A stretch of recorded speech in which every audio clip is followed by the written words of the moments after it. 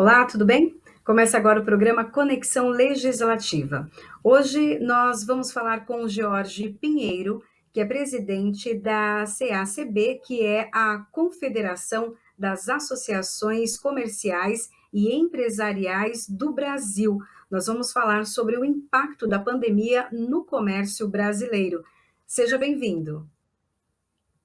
Obrigado, é um prazer compartilhar um pouco dessa experiência incrível desse ano que nós estamos vivendo e principalmente conversando sobre o impacto da pandemia na economia brasileira. Uhum. Bom, eu queria que o senhor falasse um pouquinho para a gente, né? Já estamos aqui quase entrando no finalzinho do primeiro trimestre de 2021, mas 2020 foi um grande desafio para todo mundo, principalmente para o comércio, né? Que ficou fechado por um bom tempo. Eu queria que o senhor falasse um pouco disso para a gente. Sem dúvida, eu acho que é uma experiência, acho não, foi e ainda é uma experiência única no mundo, mas principalmente no Brasil.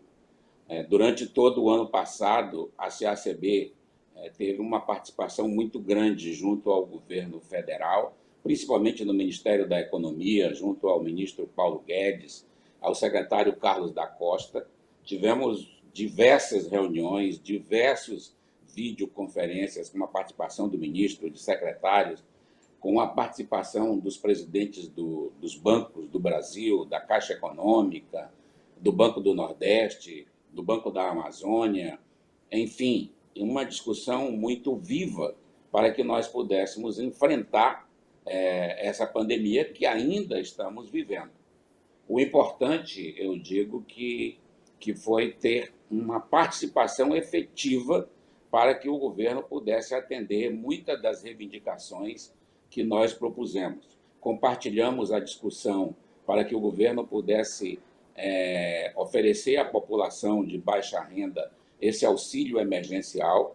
Aparentemente é muito pequeno quando nós falamos de R$ 600 para a população, mas não vamos esquecer de que milhões de brasileiros vivem muito abaixo da linha da pobreza e que se não houvesse esses recursos para que as pessoas pudessem se manter com condições de alimentação, se manter com condições de dignidade, nós não saberíamos o que poderia ter acontecido no Brasil, com saques em supermercado, com quebra-quebras, com muitas confusões, disso nós não temos nenhuma dúvida.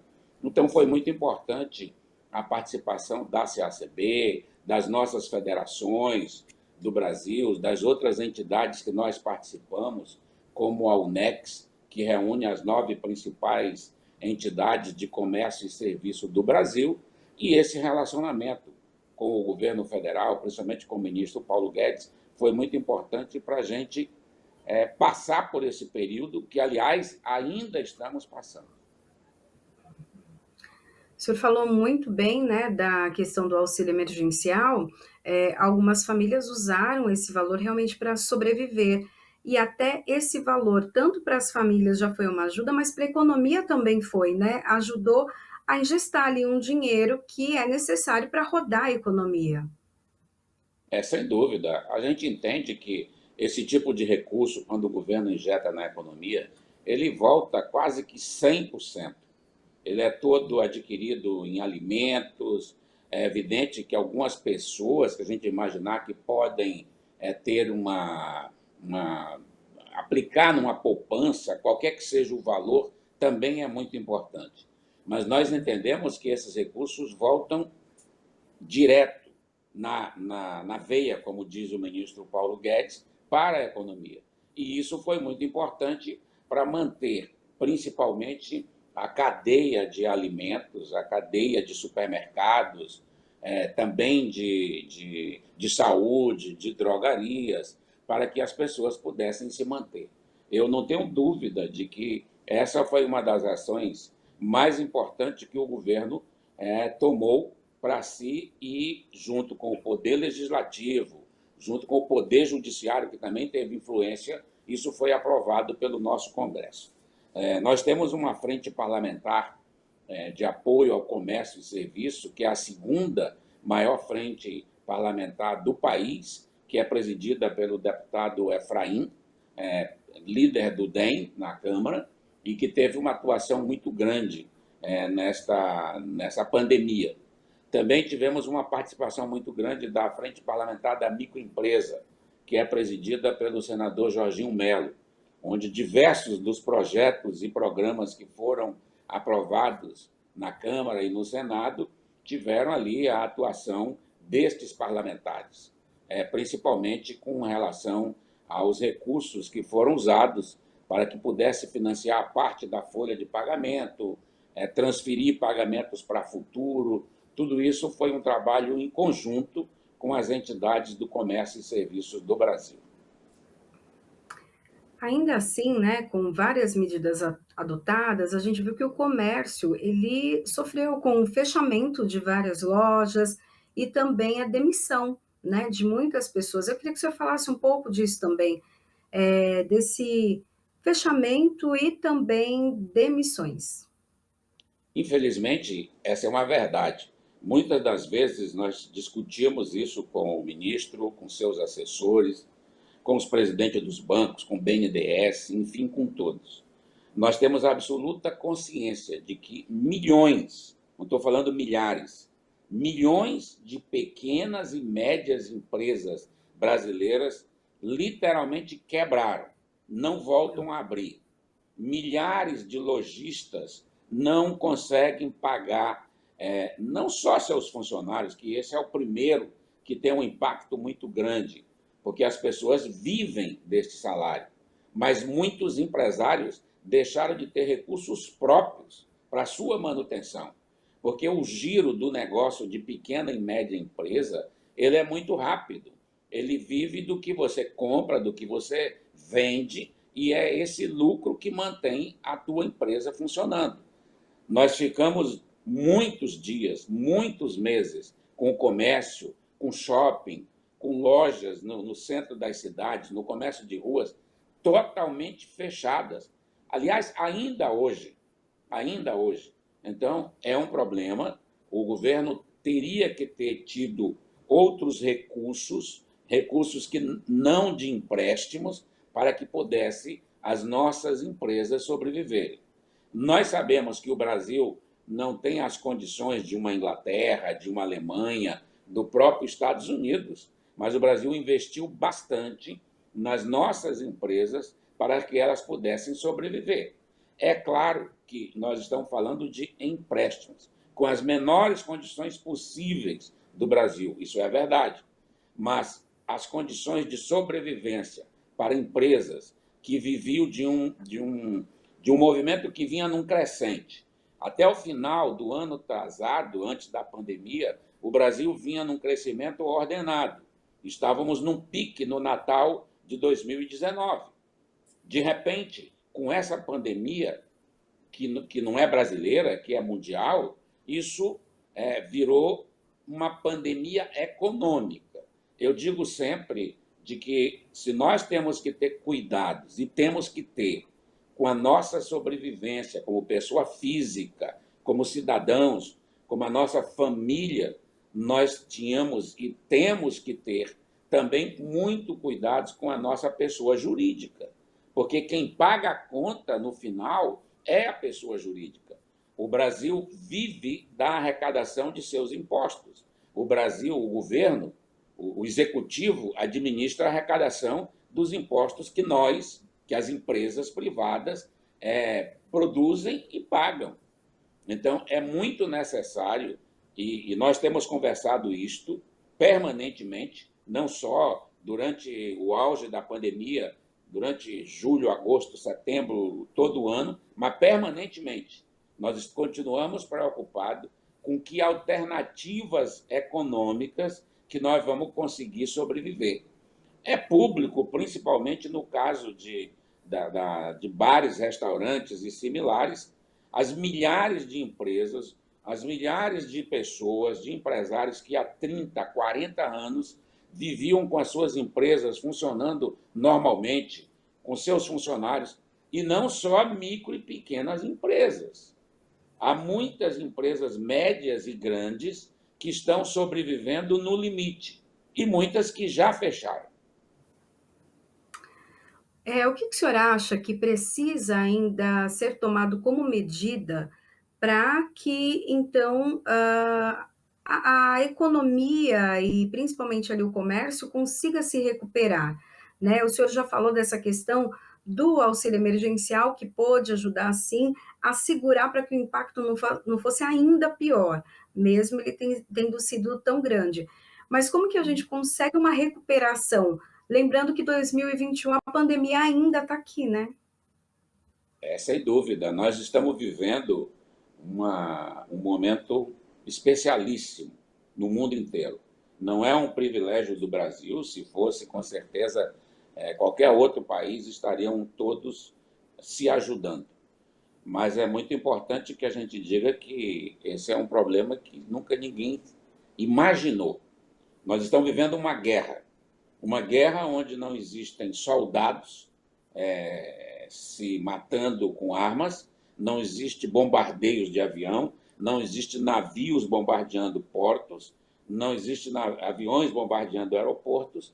Em compensação, você tem os mesmos problemas em São Paulo, no Rio de Janeiro, em Nova York, em Paris ou em Londres. As empresas de todos os níveis estão vivendo um momento novo no mundo. Nós estamos trabalhando em casa, nós estamos trabalhando por videoconferência, nós estamos entregando alimentos por qualquer que seja a maneira. Não funciona como se vivia até ontem. Então, o que o governo precisa fazer, a gente não tem varinha mágica, está se discutindo. Nós temos que renovar o Pronamp. Foram recursos que o governo colocou à disposição das empresas, com valores, com juros atuais, dentro do que o país está vivendo, mas há muitas dificuldades para os recursos, seja do Pronamp ou seja de qualquer outro, as empresas em dificuldades possam ter acesso, porque o sistema bancário brasileiro ele tem uma estrutura muito grande e muito importante, mas exige que todas as empresas estejam estritamente em dia com todos os seus encargos, com todas as suas certidões negativas. Mesmo o governo federal colocando normas para liberar isto ou aquilo, os bancos não atendem às empresas que têm essas dificuldades. E é claro que essas são as empresas, as primeiras empresas que irão sofrer e que estão sofrendo as consequências, que é o fechamento. Há discussões, há informações, há relatos de empresários que se suicidam, que não têm, que vivem um absurdo de 30, 40 anos depois de trabalharem no seu ponto, na sua loja, no seu determinado local de venda, e de repente, primeiro o governo obriga a você a fechar. Não pode abrir. A polícia, e nós vimos isso nos mais diversos municípios brasileiros, nos mais diversos. Em São Paulo, no interior, no Rio Grande do Sul, no Paraná, em Belém, em Manaus, no Acre, em todos os estados brasileiros, e a gente tem que ter uma discussão muito clara. Eu entendo que o governo ele tem a preocupação primeira com a vida humana, com a sobrevivência. Nós temos uma estrutura de apoio hospitalar no Brasil muito precária, mesmo o Brasil tendo o SUS, que o SUS é um atendimento universal para que as pessoas tenham o atendimento de saúde. Mas é evidente que numa pandemia, onde você tem muito mais pessoas doentes, e doente a ponto de, em 3, 4 dias, se não tiver atendimento médico, morre. É diferente de um atendimento normal, como o Brasil já vinha vendo. Você viu que em Manaus, de repente, a demanda foi tão grande que nós não tínhamos oxigênio para que as pessoas fossem atendidas. Não tinha oxigênio porque o governo não quis comprar ou porque não tinha recursos. É que a demanda foi tão grande que a produção desse oxigênio era menor do que o que era necessário. Então, é totalmente diferente de tudo que nós podemos imaginar o que o mundo está vivendo agora. Essa é a realidade.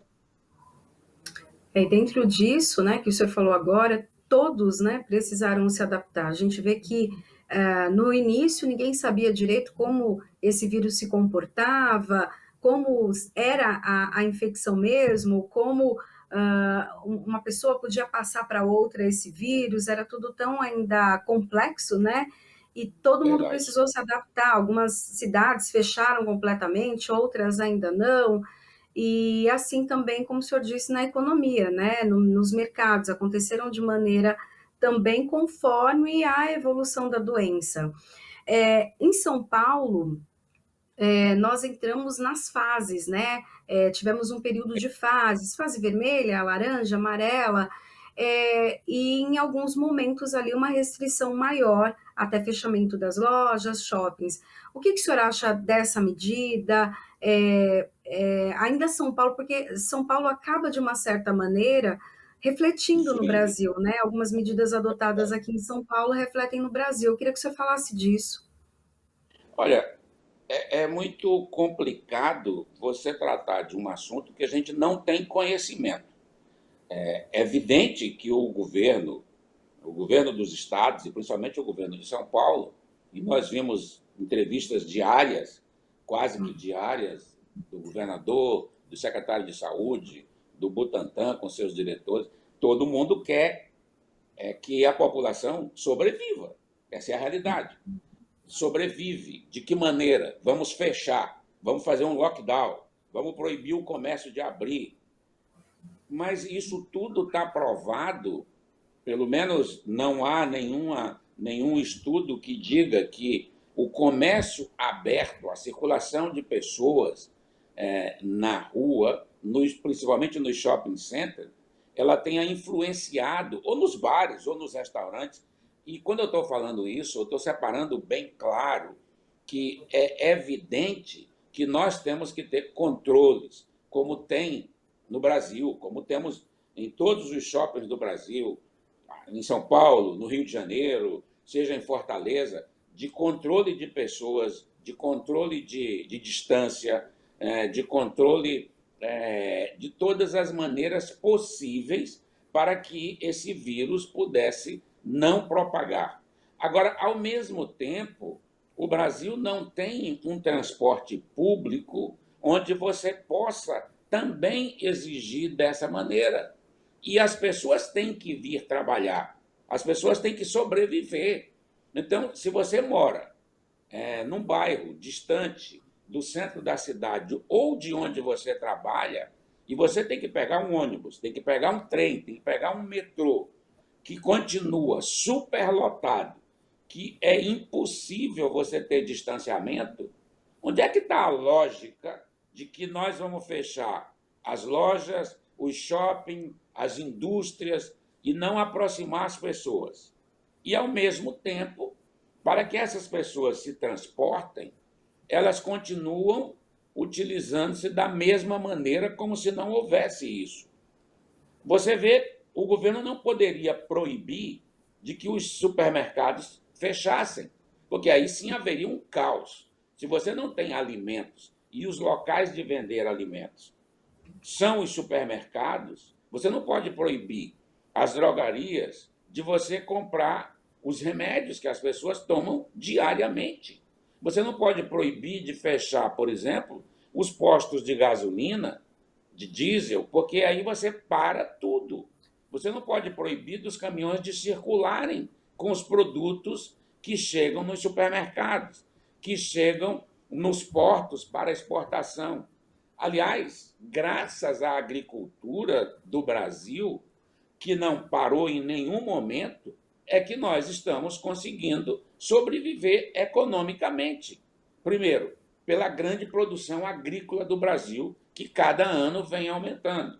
Segundo, pela condição de desenvolvimento tecnológico desta agricultura, com equipamentos, com tratores, com tudo digital. Você imagina se nós ainda colhêssemos cana como era há 15 ou 20 anos atrás, aí no próprio estado de São Paulo, onde milhares de trabalhadores braçais, com terçados e com equipamentos os mais rústicos possíveis, continuassem cortando, por exemplo, cana. Mas o exemplo da cana vale para qualquer outra. Então, esse modelo brasileiro de desenvolvimento agrícola, com toda a tecnologia, é que tem colocado o país numa situação privilegiada. Então, eu concordo de que há uma discussão muito grande e uma discussão muito importante foi também com relação ao aumento de impostos. O Uhum. governo sabe que ele vive do que as empresas vendem, do que as empresas produzem. E parte desses recursos voltam para a administração do Estado. Um dos estados que mais aumentaram, que mais aumentou impostos no Brasil foi o estado de São Paulo. Então, é necessário, e eu tenho absoluta certeza, porque participo da presença e da discussão do presidente Kutait, junto com as outras entidades que fazem parte das entidades que estão discutindo abertamente com o governo, essa discussão de aumento de impostos. Então, isso sim é muito importante, que a gente não perca o momento de discuti-la. Essa questão do aumento dos impostos seria até a próxima dúvida, né, que eu tenho, porque a gente vê, por exemplo, agora que a gente tem também alta dos combustíveis, alta do preço de alimentos, e tudo a gente sabe que os impostos trazem reflexo nisso, além de vários outros fatores. Mas também os impostos acabam exonerando um pouco mais esse valor, elevando o valor. Ao mesmo tempo, a população tem um salário que não foi reajustado, né? Não teve aumento, muitos até tiveram os seus salários reduzidos. Aí, como que a economia, dentro de tudo isso, acaba se comportando? Se o salário das pessoas acaba diminuindo um pouco ou está congelado e os preços aumentaram, como que essa conta trabalha, né? Para que a população continue a tocar a vida e, ao mesmo tempo, as contas do governo também fechem. Vamos separar duas coisas. Primeiro, a conta salário da iniciativa privada. Eu nem vou Uhum. falar do salário mínimo, porque é o mínimo e que o governo determina que não pode ser menos que isso. O problema é que o Brasil ele tem uma despesa muito grande, exageradamente grande, com o custo do poder que mantém o país. Quando nós estamos falando de custo de funcionário público, é essa máquina que mantém o país. Ela é muito grande, ela é muito cara, é o país que tem que decidir. É desse salário que nós pagamos com o que nós produzimos que o governo sustenta a sua máquina.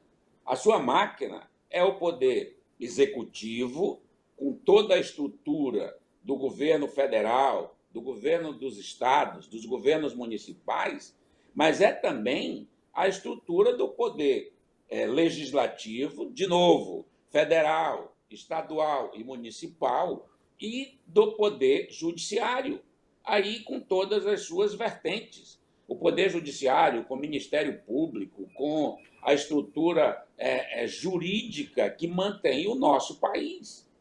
Nós sustentamos uma máquina pública muito cara.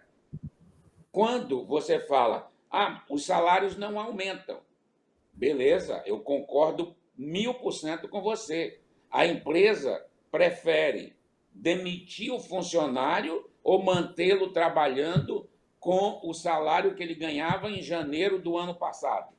E não estou falando de salário mínimo. A empresa não tem vendas, a empresa não cresceu o seu movimento, os lucros não tiveram a mesma possibilidade de conseguir-se.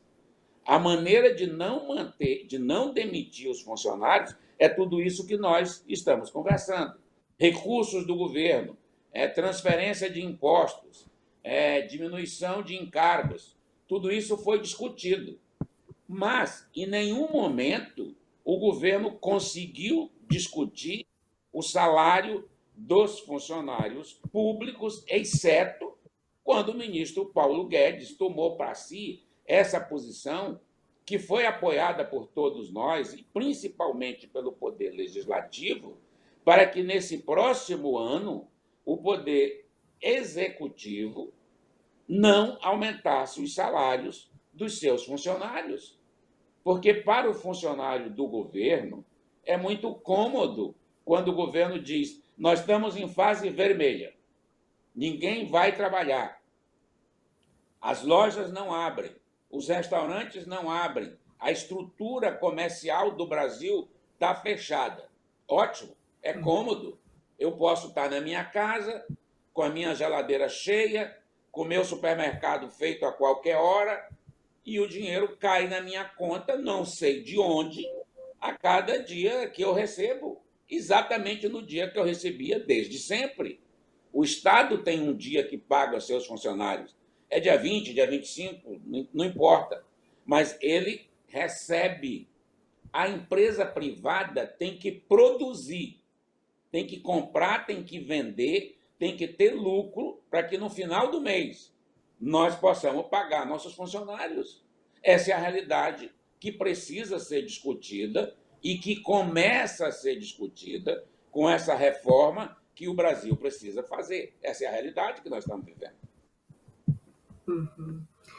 Tem uma outra questão que é a da vacina, né? Que traz aí uma expectativa muito grande para a retomada realmente não só da economia, mas da nossa vida pós-pandemia. Não é uma vida normal, mas uma vida pós-pandemia, né? De poder ir ao trabalho, ir à escola, enfim, ter ali todos os cuidados, mas já com uma vida mais ativa. O comércio também espera, e a confederação, ela tem conversado também, ela tem dialogado com o governo para essa vacinação rápida até? Sem dúvida, desde o primeiro momento que essa pandemia se instalou no mundo, nós nunca vimos no mundo inteiro os nossos cientistas, as empresas farmacêuticas, enfim, toda a estrutura que cuida da saúde humana tão preocupada em achar uma saída. O primeiro momento, e nós estamos discutindo vacina, e isso tudo está sendo produzido no mundo, porque não é para vacinar contra a malária que dá na beira do Amazonas ou na África. Nós estamos falando de uma vacina mundial para 7 bilhões de pessoas. E todos querem a minha vacina agora. O Brasil tem uma infraestrutura grandiosa, nós sabemos disso. São Paulo, com o Instituto Butantan, aqui no Rio de Janeiro, com o Instituto Adolfo Lutz. Enfim, nós temos uma estrutura de saúde no Brasil, nós produzimos as mais diversas vacinas. Mas ninguém estava preparado para fazer isso. Tanto que está aí. Você não tem.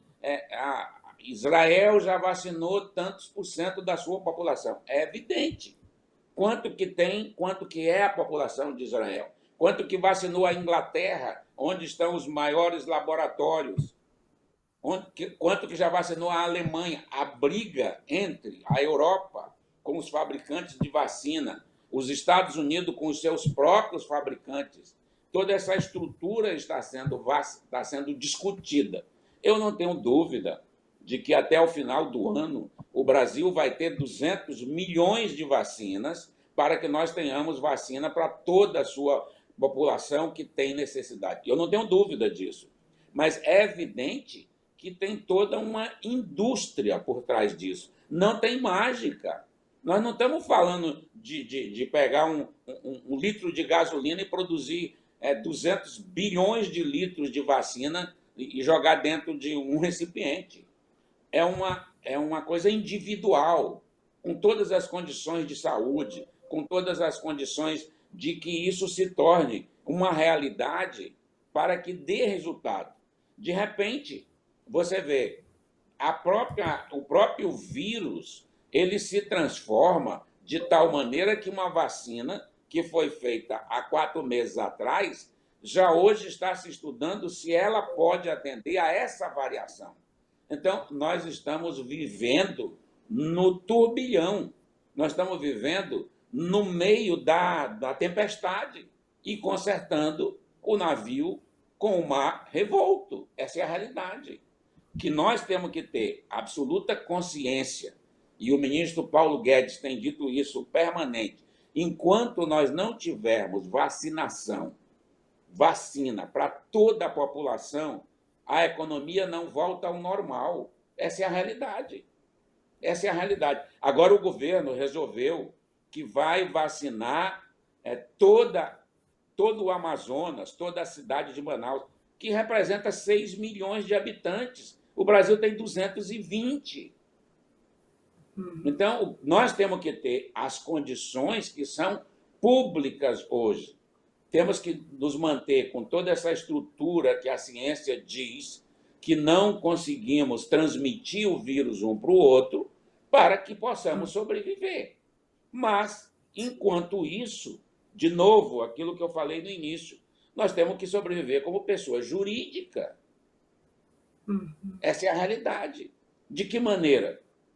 Em paz, com discussão clara, com todos atuando para o bem comum. Essa é a proposta, essa é a discussão da CACB, das associações comerciais do Brasil. Nós somos 2.300 associações comerciais no Brasil. Só em São Paulo, nós somos 420. Sim. Nós representamos 2.400.000 empresários brasileiros que estão trabalhando todos os dias, que produzem todos os dias. Nós temos uma atuação muito grande com o governo federal, com o governo dos estados, com os governos municipais. Estamos falando em São Paulo, estamos falando da atuação do presidente Kutait, junto ao governo do estado de São Paulo, junto à prefeitura de São Paulo, mas junto a todos os municípios, com os 400 presidentes das associações comerciais do estado. Da mesma maneira que nós fazemos no Brasil inteiro, em Minas Gerais, no Ceará, no Acre, em Rondônia, no Rio Grande do Sul, no Amazonas.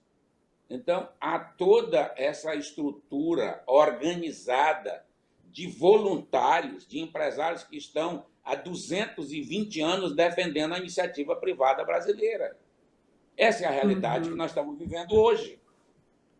Sim. Bom, eu quero agradecer a participação, então, de Jorge Pinheiro, que é presidente da CACB, que é a Confederação das Associações Comerciais e Empresariais do Brasil, que trouxe para a gente aí um panorama geral do que acontece hoje no comércio e o impacto, né, de tudo isso para a economia do país. Queria agradecer a participação do senhor. Muito obrigada. Eu que agradeço, desejo um bom trabalho para vocês e que nós possamos rapidamente, primeiro, sobreviver e, segundo, sair e voltarmos à normalidade nesta pandemia. Eu confio, nós temos absoluta consciência de que o governo, de que os governos nossos, seja federal, estadual, municipal, eles estão realmente muito preocupados com isso e nós todos juntos vamos vencer essa pandemia. Muito obrigado. Eu que agradeço. Bom, o programa Conexão Legislativa fica por aqui. A gente se encontra na programação da Rede Alesp. Tchau, tchau.